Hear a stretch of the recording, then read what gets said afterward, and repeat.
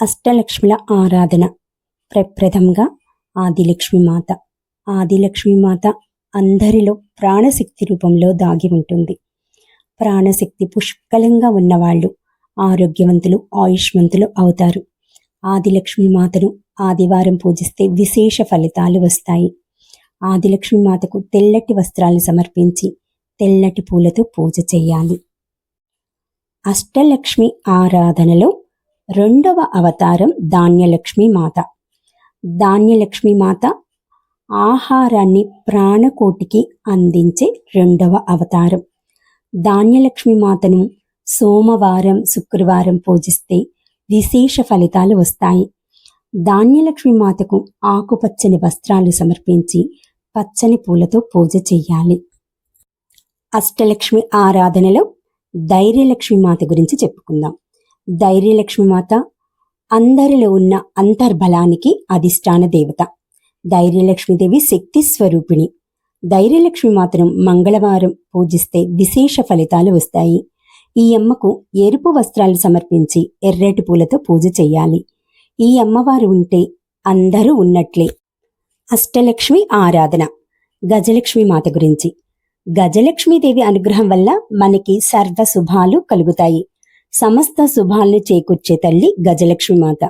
ఈ అమ్మని సోమవారం, శుక్రవారం పూజిస్తే విశేష ఫలితం.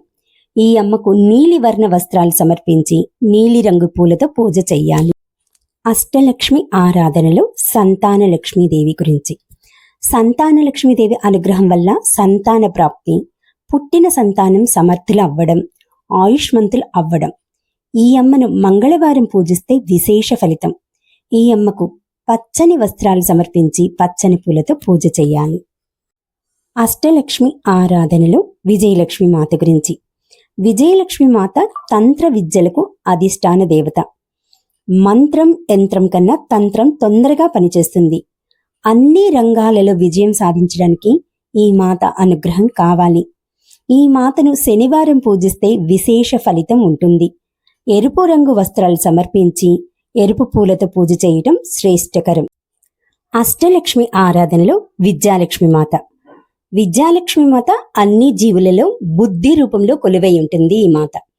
ఈ మాతను బుధ, గురు, శుక్రవారాలలో పూజిస్తే విశేష ఫలితం. విద్యాలక్ష్మి మాతకు తెల్లటి వస్త్రాలు సమర్పించి తెల్లటి పూలతో పూజ చేయాలి. అష్టలక్ష్మి ఆరాధన. అష్టలక్ష్మి అవతారాలలో అతి ముఖ్యమైనది శ్రీ ధనలక్ష్మీదేవి. ధనలక్ష్మీ మాత ఐశ్వర్యం, సంపదలను సమకూర్చే తల్లి. ఈ మాతను ప్రతిరోజు పూజించాలి. అమ్మకిష్టమైన నీలిరంగు వస్త్రాన్ని సమర్పించి నీలిరంగు పూలతో పూజ చెయ్యాలి.